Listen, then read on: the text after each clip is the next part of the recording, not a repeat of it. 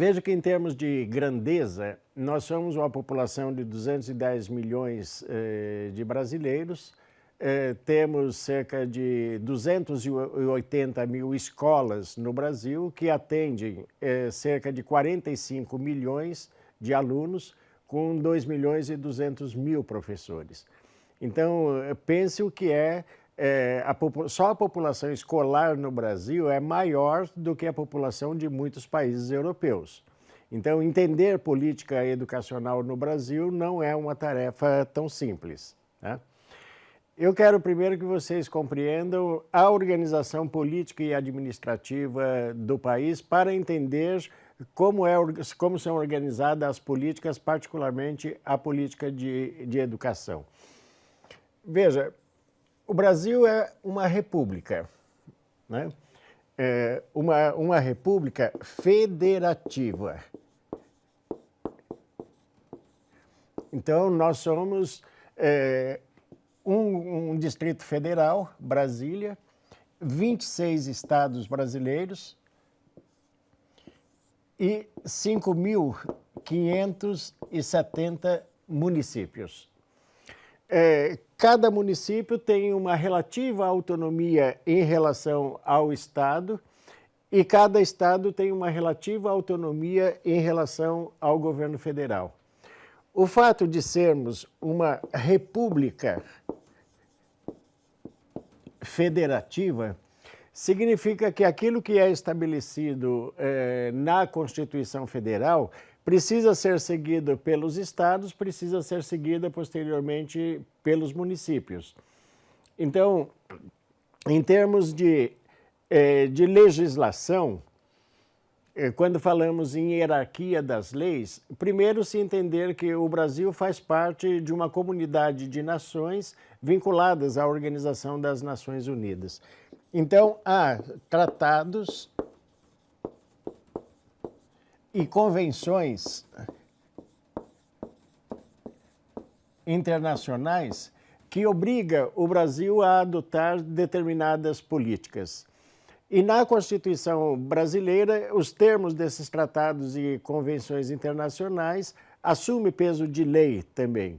Então, aquilo que está na Constituição Federal, no nosso caso, de 1988, obriga todos os estados, obriga todos os municípios a seguirem as linhas gerais da Constituição Federal de 1988. No caso da educação, especificamente, a Constituição estabelece alguns objetivos e finalidades para a educação que depois vão ser melhor organizada e sistematizada na Lei de Diretrizes e Bases da Educação, que é de 1996. Como a escolarização básica no Brasil é oferecida prioritariamente para crianças e adolescentes, há uma legislação especial, adicional, que também precisa ser observada na educação, que é o Estatuto da Criança e do Adolescente, uma lei de 1990, que este ano, por acaso, completa 30 anos de existência.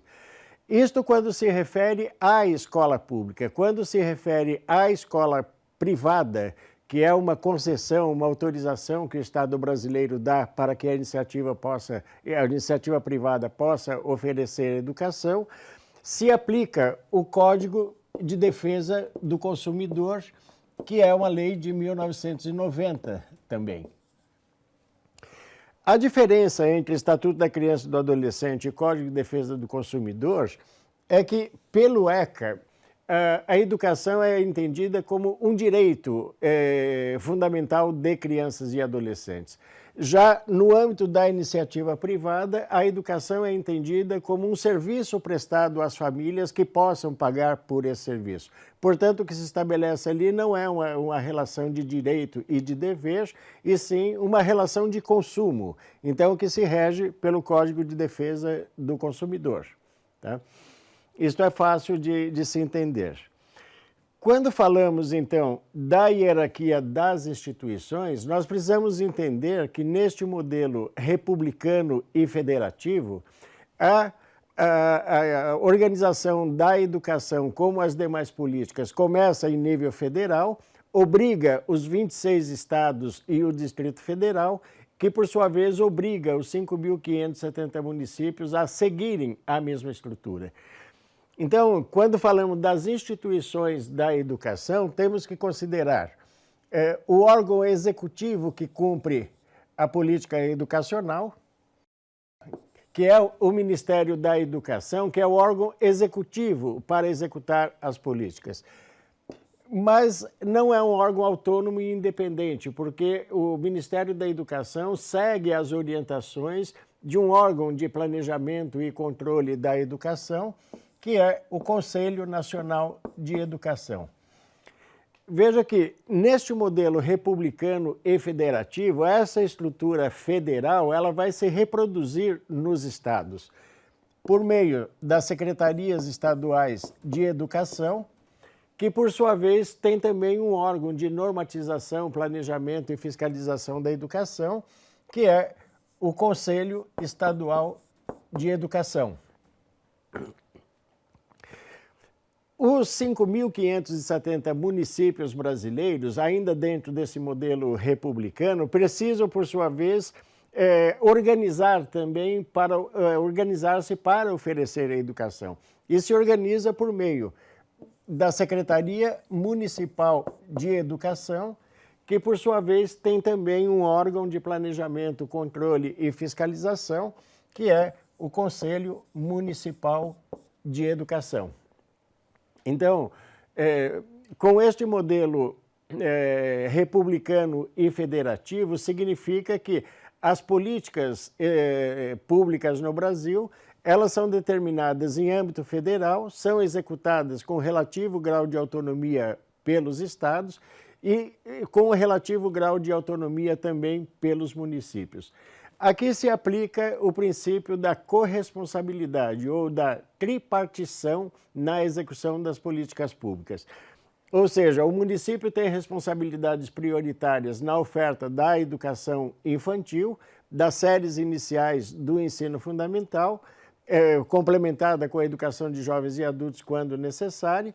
Os estados assumem prioritariamente o ensino médio, o ensino técnico profissionalizante, complementado pela educação de jovens e adultos quando necessário, e o Ministério da Educação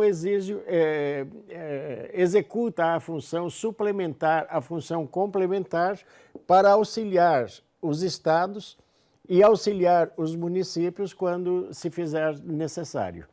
Quando chegamos à unidade escolar propriamente dito, nós temos que entender que a escola, sobretudo orientada por esse princípio da gestão democrática da escola pública, ela tem pelo menos 3 instâncias auxiliares que têm responsabilidades distintas. O primeiro deles, o Conselho de Escola, onde estão representados todos os setores da comunidade escolar, alunos, seus pais, funcionários, professores e a direção da escola. Este Conselho de Escola, ele é a instância máxima de deliberação de uma unidade escolar. Depois, nós temos a Associação de Pais e Mestres, que é o braço financeiro da escola, é o caixa escolar, é que recebe o dinheiro e executa as verbas destinadas a cada unidade escolar. E temos um espaço de socialização de crianças e adolescentes, que é conhecido na nossa legislação como o Grêmio Escolar ou Grêmio Estudantil.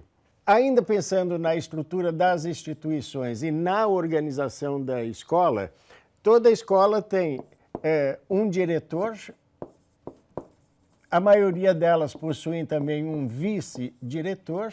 De estado para estado e o município para o município, ora são nomeados, ora eleitos pela comunidade, ora escolhidos por meio de concurso público. Integra a comunidade escolar, a estrutura da organização escolar, as coordenações. Essas coordenações estão divididas da seguinte forma: dependendo do tamanho da escola, se ela oferece Educação infantil.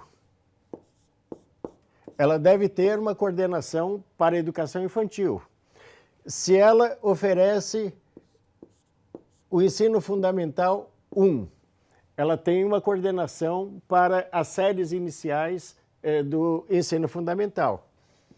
Se ela oferece ensino fundamental 2, de 6ª a 9ª série, provavelmente ela deva ter uma coordenação específica para o fundamental 2.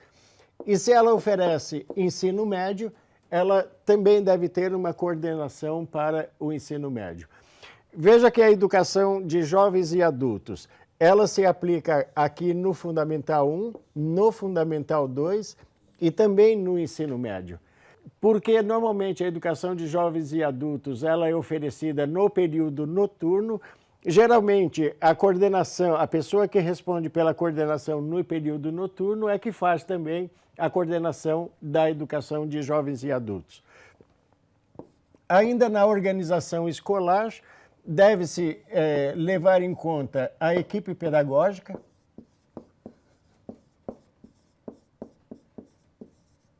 que é integrada basicamente pelos professores das diferentes disciplinas, e a equipe de apoio.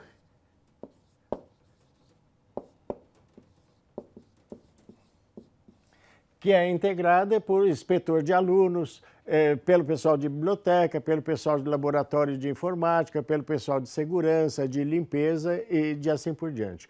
Então, isso nos permite compreender de uma forma esquemática o que é, como se organiza a educação no Brasil, entendendo o modelo político-administrativo que organiza a República Brasileira, composta por um governo federal, 26 governos estaduais, 5.570 governos municipais, nos permite entender que a educação ela é a responsabilidade dos 3 entes federados, portanto, os 3 têm solidariamente responsabilidades na oferta da educação e que na organização escolar, com essas diversas instâncias, a educação de jovens e adultos pode estar vinculada ao Fundamental 1, ao Fundamental 2 ou então ao ensino médio.